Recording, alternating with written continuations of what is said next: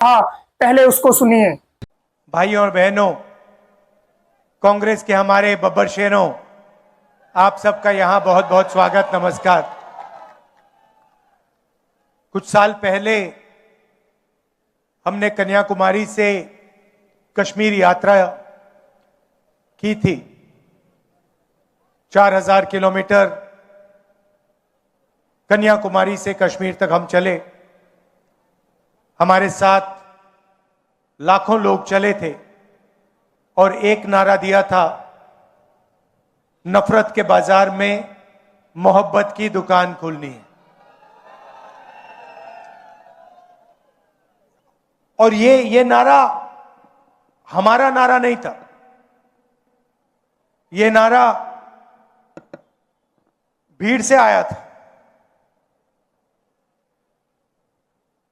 मगर देश को इस नारे की जरूरत थी और अभी भी इस देश को इस नारे की जरूरत है।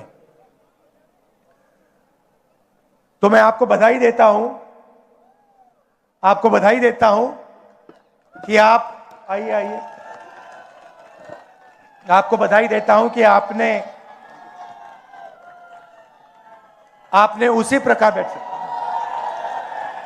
उसी प्रकार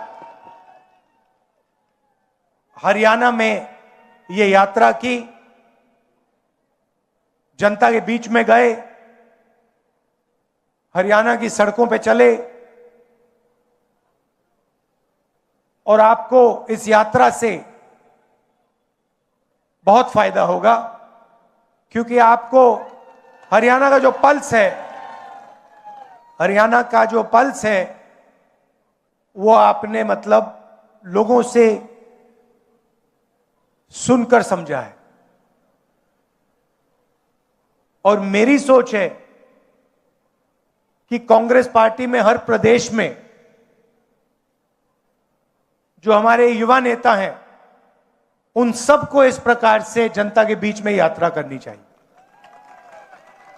सीखने को मिलता है, लोग जुड़ते हैं, राजनीतिक समझ बढ़ती है।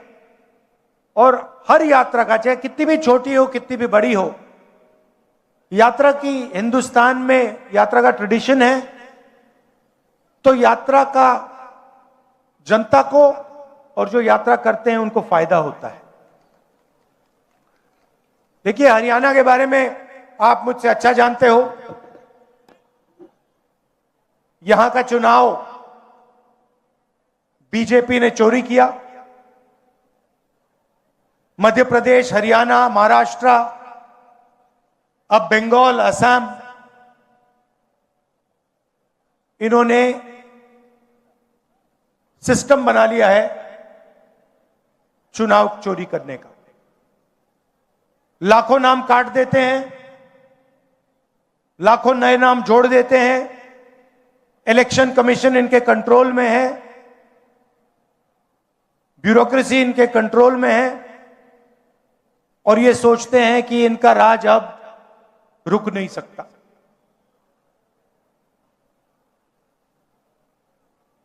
मगर टाइम आने वाला है इनका।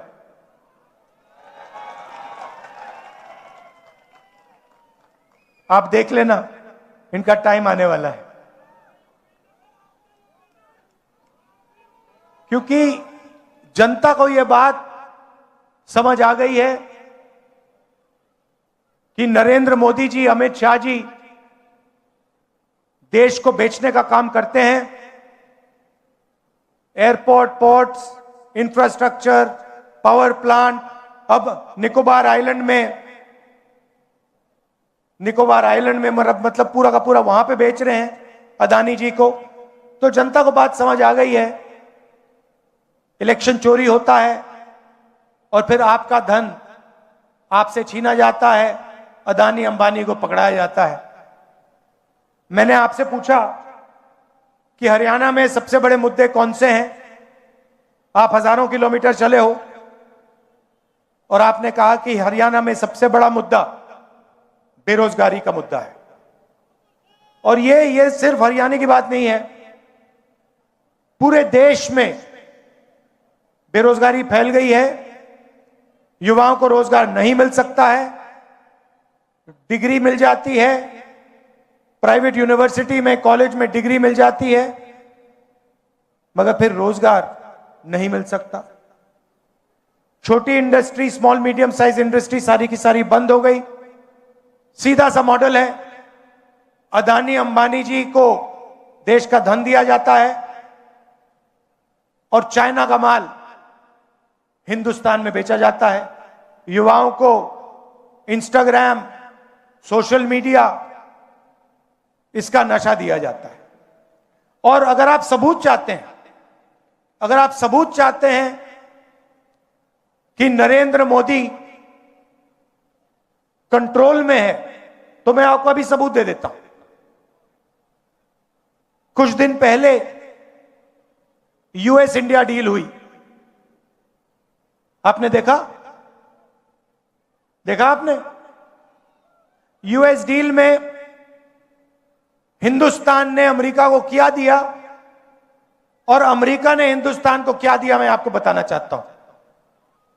और इसलिए बताना चाहता हूं क्योंकि ऐसी डील कोई भी प्रधानमंत्री नहीं कर सकता, ना कांग्रेस पार्टी का, ना बीजेपी का, ना किसी और पार्टी का ऐसी डील कर सकता है।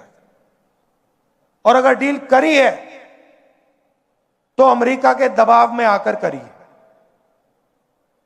डील में क्या हुआ? हमारा कृषि का सेक्टर, उसको अमेरिका के किसानों के लिए खोल दिया गया। दाल, कपास, अखरोट, बादाम, अमेरिका के किसान अपना माल अब हिंदुस्तान में बेचेंगे। उनके हजारों एकड़ के खेत होते हैं, मैकेनाइज्ड खेत होते हैं, हमारे छोटे खेत होते हैं। हिंदुस्तान के सारे किसान बर्बाद होने जा रहे हैं। पहला काम नरेंद्र मोदी ने यह किया। दूसरा काम, नरेंद्र मोदी ने डोनाल्ड ट्रंप से कहा कि 9.5 लाख करोड़ रुपए का माल हर साल हम अमेरिका से खरीदेंगे। मतलब हमारे सारे के सारे कारखाने, सारी फैक्ट्रियां, स्मॉल मीडियम इंडस्ट्री सारी की सारी बंद हो जाएगी, अमेरिका का माल हिंदुस्तान खरीदेगा। तीसरी बात, और शायद सबसे खतरनाक बात, नरेंद्र मोदी ने अमेरिका से कहा कि हम उन्हीं से तेल खरीदेंगे जिनकी परमिशन आप हमें दोगे। आपसे पूछे बिना हम किसी से तेल नहीं खरीदेंगे, चाहे सऊदी अरेबिया हो, वेनेजुएला हो, इराक हो, ईरान हो। हिंदुस्तान तेल खरीदेगा तो अमेरिका से पूछकर, डोनाल्ड ट्रंप से परमिशन लेके खरीदेगा। और चौथी बात, आपका सारा का सारा डेटा, जो आप बातचीत करते हो, मैसेजेस भेजते हो, आपका मेडिकल डेटा, अस्पताल में आपका जो डेटा है, सारा का सारा नरेंद्र मोदी ने अमेरिका को पकड़ा दिया है। तो ये 4 चीजें नरेंद्र मोदी ने अमेरिका को दी। हिंदुस्तान को क्या मिला? हिंदुस्तान को कुछ नहीं मिला, जीरो, कुछ नहीं मिला। हमारा टैक्स बढ़ गया, उनका टैक्स जीरो हो गया, हमारा डेटा गया, हमारा कृषि का सेक्टर गया, हमारी ऑयल सिक्योरिटी, एनर्जी सिक्योरिटी गई, हमारी इंडस्ट्री बर्बाद हो गई। अमेरिका का कुछ नहीं गया। इसके 2 कारण हैं और मैं आपको साफ बता देता हूं। सबसे पहला कारण, आपने नाम सुना होगा एप्स्टीन का, सुना है? 30.5 लाख एप्स्टीन की फाइल्स अमेरिका में पड़ी हुई है। नरेंद्र मोदी की पूरी हिस्ट्री, उसका चरित्र उन फाइलों में है। और डोनाल्ड ट्रंप यह बात जानता है, समझता है। डोनाल्ड ट्रंप खुल के कहता है, मीडिया में खुल के कहता है, अपने ट्विटर पे खुल के कहता है कि नरेंद्र मोदी के करियर को मैं 1 मिनट में खत्म कर दूंगा। और दूसरा काम, अदानी कंपनी पर अमेरिका में केस लगा रखा है, क्रिमिनल केस। अदानी जी हिंदुस्तान के सबसे बड़े बिजनेसमैन हैं, अरबपति हैं, मगर हिंदुस्तान से बाहर नहीं निकल सकते, क्योंकि जैसे ही हिंदुस्तान से बाहर जाएगा, अमेरिका में इस पर केस है, क्रिमिनल केस है, इसको पकड़ के ये ले जाएंगे। और ये केस अदानी पे नहीं है, ये बात आप समझिए, ये केस नरेंद्र मोदी पर है, क्योंकि नरेंद्र मोदी और अदानी एक है। कंपनी का नाम अदानी है, कंपनी का नाम मोदानी होना चाहिए। और ये पूरा देश जानता है, पूरा देश जानता है कि बीजेपी का फाइनेंशियल सिस्टम, बीजेपी का फाइनेंशियल स्ट्रक्चर अदानी है। और ये डोनाल्ड ट्रंप को भी मालूम है, इसलिए उसने केस लगाया है और हिंदुस्तान के प्रधानमंत्री को कॉम्प्रोमाइज कर दिया है। नरेंद्र मोदी चू नहीं कर सकता है बिना डोनाल्ड ट्रंप के परमिशन लिए। डोनाल्ड ट्रंप अगर इससे कहेगा तू जंप मार, नरेंद्र मोदी जंप मारेगा। यह हिंदुस्तान की सच्चाई है। और आप लिख के ले लो, आप लिख के ले लो, ये जो नरेंद्र मोदी है, जो आज हिंदुस्तान के प्रधानमंत्री हैं,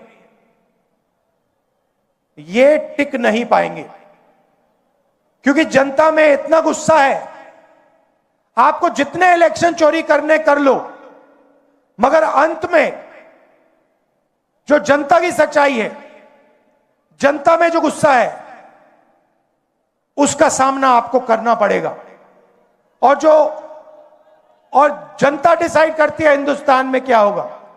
आप देख लेना, आपने देखा पता नहीं, मैंने भाषण किया, यूएस डील पर भाषण किया लोकसभा में, मैंने एप्स्टीन का नाम लिया और नरेंद्र मोदी ने अमित शाह को इशारा किया कि भैया इसको, स्पीकर से कहा कि भैया बंद करवा। 4 घंटे लोकसभा में मुझे बोलने नहीं दिया। मैं क्या बोलने जा रहा था? मैं एप्स्टीन की बात करने जा रहा था, मैं अदानी के बारे में बोलने जा रहा था, मगर नरेंद्र मोदी जी उठ के पार्लियामेंट हाउस से भाग गए। आंख में आंख नहीं मिला सकते, यह सच्चाई है। इनका सिस्टम क्या है? अदानी इनकी पूरी मार्केटिंग करता है, इनको ये पूरी देश का धन पकड़ाते हैं। इनके पास ईडी है, सीबीआई है, इनकम टैक्स डिपार्टमेंट है। और सीधी सी बात है, हम नरेंद्र मोदी से, ईडी से, सीबीआई से, इनकम टैक्स डिपार्टमेंट से डरते नहीं। कर लो जो करना है, कोई फर्क नहीं पड़ता। हम कांग्रेस पार्टी, आप लिख के ले लो, कांग्रेस पार्टी नरेंद्र मोदी को हराएगी और फिर देखना हम क्या कार्रवाई करते हैं नरेंद्र मोदी के साथ। क्योंकि इन्होंने देश पर आक्रमण किया है, लोकतांत्रिक सिस्टम पर आक्रमण कर कर इन्होंने अंबेडकर जी के संविधान पर आक्रमण किया है। संविधान पर आक्रमण किया है। और आपका जो हक है, देश की जनता का जो हक है, जो संविधान में लिखा है, लोकतंत्र आपका हक है, उस पर आक्रमण किया है और लोकतंत्र को इन्होंने खत्म किया है। हम इस बात को नहीं भूलने वाले हैं, चाहे कुछ भी हो जाए। विचारधारा की लड़ाई है और 2 ही विचारधारा इस देश में लड़ती है, राजनीतिक 2 ही विचारधारा है, एक आरएसएस की, नफरत की, बंटवारे की, दूसरी कांग्रेस पार्टी की, मोहब्बत की, एकता की विचारधारा। आप देख लेना, बाकी सारी की सारी पार्टियां इनके सामने नहीं खड़ी हो पाएंगी, एक नहीं हो पाएगी। और अंत में सिर्फ कांग्रेस पार्टी खड़ी होगी और कांग्रेस पार्टी इनको हराएगी। और हमारे जो बब्बर शेर यहां पे आए हुए हैं, आप याद रखो, आप किसी से डरते नहीं हो। आप याद रखो मैं क्या कह रहा हूं, नरेंद्र मोदी को, अमित शाह को कांग्रेस पार्टी हराएगी, बीजेपी को कांग्रेस पार्टी हराएगी। एक बार फिर मैं आपका धन्यवाद करता हूं कि आपने ये यात्रा की। हजारों किलोमीटर आप चले। मैं जानता हूं 1000 किलोमीटर, हजारों किलोमीटर चलना आसान काम नहीं है, मुश्किल काम है। आपने किया। पूरा मेरा सपोर्ट है आपको। हरियाणा कांग्रेस का सपोर्ट है, इंडियन नेशनल कांग्रेस का सपोर्ट है। बहुत बहुत धन्यवाद। नमस्कार। जय हिंद। ये बात साफ हो गई है, बीजेपी को जहां तक पहुंचना था बीजेपी वहां तक पहुंच गई है। अब आने वाले वक्त में बीजेपी का गिरान देखने को मिल सकता है, या फिर यूं कहा जाए कि बीजेपी की उल्टी गिनती अब शुरू होने जा रही है। आप अपनी राय कमेंट बॉक्स में दीजिए।